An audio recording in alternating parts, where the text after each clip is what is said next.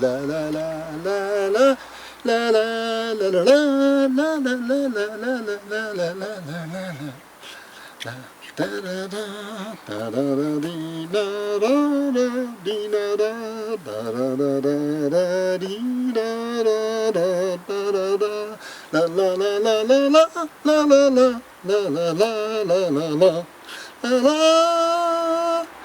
Alors, bonsoir messieurs, dames. Ce soir, nous allons faire le cours numéro 26 d'art dramatique. Vous avez remarqué? J'ai toujours quelque chose à dire. Toujours. Et oui, l'art dramatique est infini. On peut en parler toute la vie, si on veut. En parler, c'est bien. Le faire, c'est mieux. Da, da, da.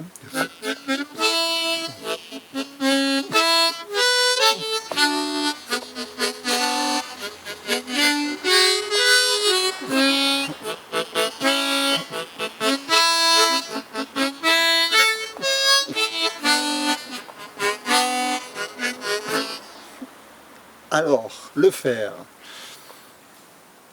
De quoi vais-je pouvoir parler? Il faut un petit sujet quand même, un petit sujet pour ce soir. Aidez-moi, aidez-moi. Alors hier, c'était la solitude de l'acteur face aux intempéries. Aujourd'hui, ce sera la colère. Et pourquoi on ne parlerait pas de la colère? J'ai vu Jean Gabin aujourd'hui en toute sa furie, vous voyez, parce que sa femme le trompe. Elle lui cache la vérité, il était dans tous ses états, Il est devenu fou, mais complètement fou, mais fou. Vous vous rendez compte? Une femme adorable qu'il a épousée par amour et qui le trompe et qui fait n'importe quoi dans son dos. C'est dramatique, dramatique. Pour lui, pas pour moi.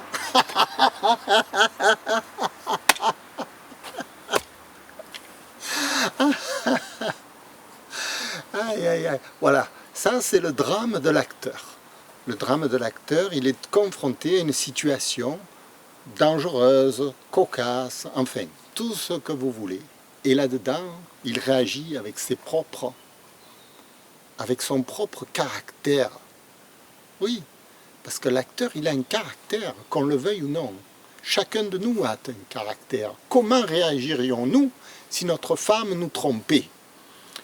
Bon, par exemple, moi, si ma femme me trompait,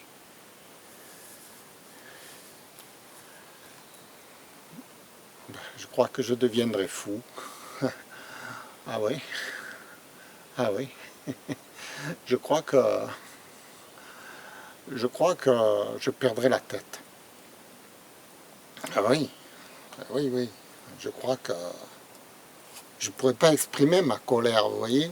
Moi, je serais déboussolé. Voilà, déboussolé, complètement déboussolé. Je me taperais la tête comme ça. Je ne saurais plus où je suis. Voilà. Et ça m'arrive souvent, ces choses-là. Oh là là là. Je suis déboussolé en permanence, en permanence. De partout, on me déboussole. Les gens. Enfin, ça, c'est une autre histoire. Je ne veux pas rentrer dans les détails de la réalité comique de la vie, mais restons plutôt dans, comme ce qu'il appelle l'autre, le fantôme, le scénario, comment je veux dire, le rêve, vous voyez. Ah ben, il y a un nom pour ça. C'est ce qui n'est pas réel, l'irréel. Voilà, enfin la mise en scène, si vous voulez, tout ça. Alors, l'acteur, il joue dans une mise en scène. Par exemple, en ce moment, pour revenir à notre sujet, qui était la colère.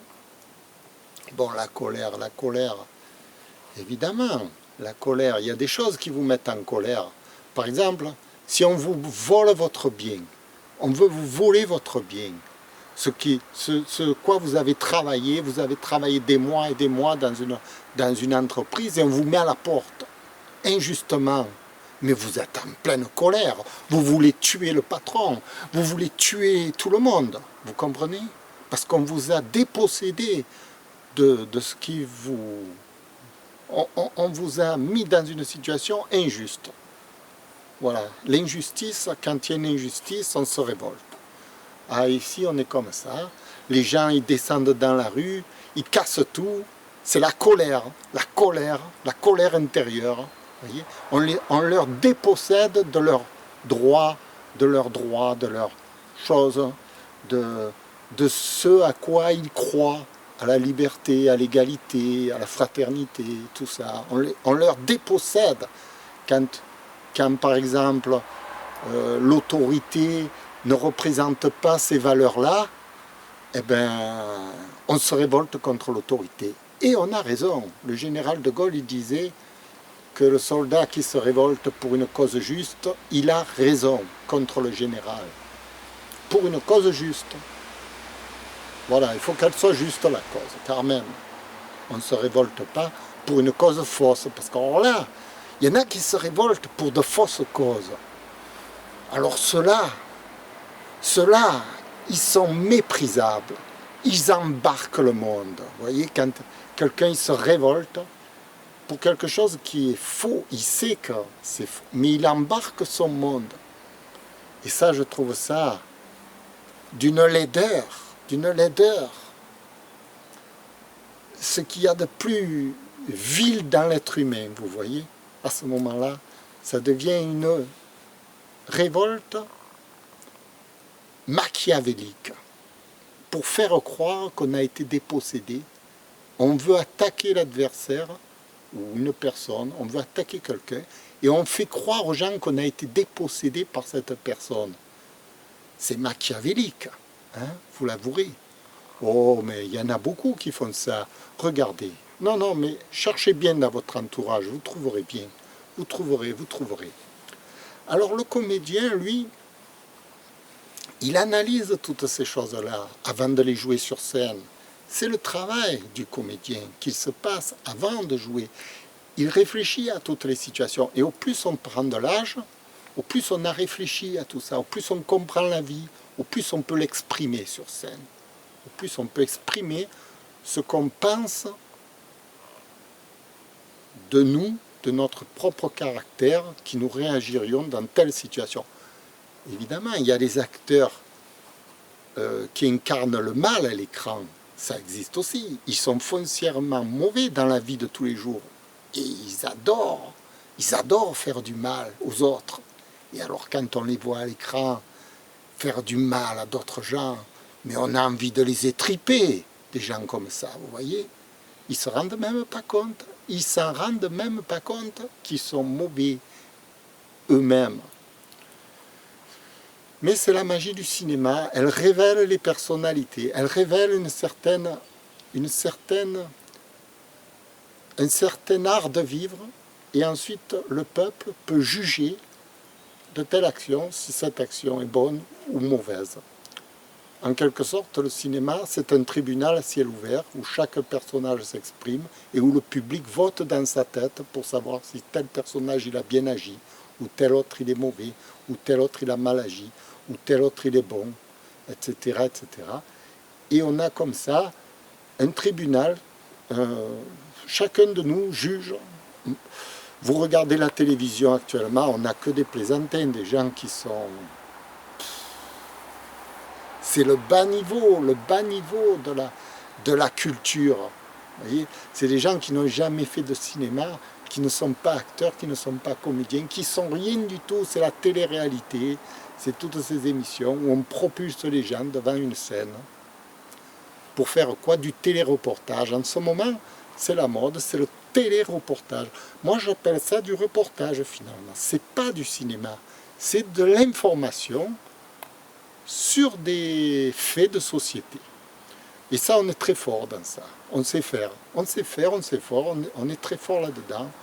On a beaucoup d'informations, information vraie, information fausse. Après, c'est l'information fausse. Oui, par omission, on omet de dire la réalité des choses, on fait apparaître au public une certaine réalité du monde qui est fausse. Il n'y a pas que des blancs dans le monde, vous voyez. On voit que des blancs à la télé. Vous voyez, Ça, c'est l'omission par, par mensonge. Moi, je vous ai donné cet exemple, mais dans l'information, il y a de tout. Quand vous entendez les hauts dirigeants parler, c'est de l'information. Évidemment, c'est de la fausse information. Ils mentent comme ils respirent. Ils accusent chacun s'accuse de l'autre, etc. Oh là là là là là là. Et soi-disant, nous, on est censé réfléchir, censé juger. On ne juge rien du tout, puisqu'ils nous apportent une fausse information qui est invérifiable. Donc, c'est de la manipulation de masse. Vous voyez? Et ça, c'est fort. Ah, on est fort là-dedans. La manipulation de masse, oh là là là là là, par la désinformation. On vous fait croire que, par exemple, la Russie sont au temps de Jésus-Christ, vous voyez. Voilà, on vous fait croire que, je ne sais pas, moi, l'homme, il va aller marcher sur Mars. Voilà, on vous fait croire. Alors que le gars, il n'est même pas capable d'aller marcher au fond de la mer. Ouais, non, mais ça va, on a compris la supercherie. Mais enfin, il n'y a que les imbéciles qui ne comprennent pas. Hein. Voilà. Bon, enfin. Revenons à notre sujet, nous ne sommes pas là, nous sommes dans un monde théâtral, c'est-à-dire un monde faux. Ce n'est pas de l'information qu'on fait sur scène, moi je ne fais aucune information, puisque je triche, c'est-à-dire je triche. Oui, le théâtre c'est une mise en scène, donc on représente une scène qui n'existe pas.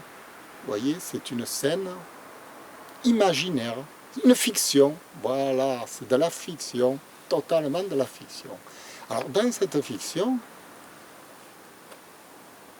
on met en scène un scénario, un drame, tout est fictif, c'est beau, c'est beau. À partir du moment où le spectateur sait que c'est de la fiction, à partir du moment où on est dans une salle obscure, à partir du moment où on sait tout ça, on peut laisser notre imagination vaquer à des mondes irréels. Et on peut tout faire, mais à condition que ce soit pris vraiment dans cette fiction. On ne peut pas accuser un acteur d'avoir tué quelqu'un, de le juger après au cinéma. Hein. Alors là, il y aurait des crimes, il y aurait des coupables, il y aurait tout, il y aurait des procès, etc. Non, tout ça c'est faux. Hein. Il faut le savoir. Un crime au cinéma, c'est faux. Un crime à l'information, c'est vrai. On est très fort dans l'information, dans la fausse information. Ça, c'est du réel. Mais dans le cinéma, on est dans la fiction. Voilà. Et pour vivre cette fiction, il faut pouvoir se métamorphoser. Le comédien exprime un personnage fictif qui n'existe nulle part. C'est beau parce qu'il invente quelque chose qui n'existe pas, c'est une créativité, c'est l'art, c'est de l'art. Comme un peintre qui dessine une scène qui n'existe pas. Vous voyez, c'est ça l'art. Et quand c'est beau, quand c'est bien fait, quand on y croit, quand ça nous fait rêver, quand ça nous projette dans un imaginaire qui tient la route, où tout est normal, où on a l'impression que tout est réel, où on a l'impression que ça se passe. On est transporté, le spectateur est transporté dans ce monde irréel, dans cette fiction, où l'esprit se délecte par la trame du scénario. Voilà. Nous en sommes là dans le cinéma, à ne pas confondre avec la télé-réalité, qui est le bas niveau du cinéma. Voilà. C'est pas du cinéma, c'est de l'information. J'apprécie, à condition qu'on dise bien que ça c'est de l'information, que c'est pas du cinéma, et l'autre c'est du cinéma. Il ne faut pas mélanger les genres. Voilà. L'un, on est dans le rêve, c'est comme la nuit, vous rêvez, et quand vous vous réveillez, vous êtes dans la réalité. Il ne faut pas mélanger le rêve. Vous étiez Bonaparte, vous étiez Napoléon dans votre rêve. Quand vous vous réveillez, voilà, vous avez compris. La colère au cinéma, c'est une fiction. C'est pour ça que le comédien, même quand il joue la colère, il la joue avec un petit ton, un petit ton de quelque chose qui fait que qui essaye de ne pas heurter le spectateur, qui essaye de ménager sa sensibilité. Il essaye d'exprimer une colère imagée, un peu une colère douce. Voilà. Tout se passe dans l'imagination, donc on peut aller même dans une colère. Le cinéma, vous voyez, il a une chose de merveilleuse, c'est qu'il faut qu'il plaise.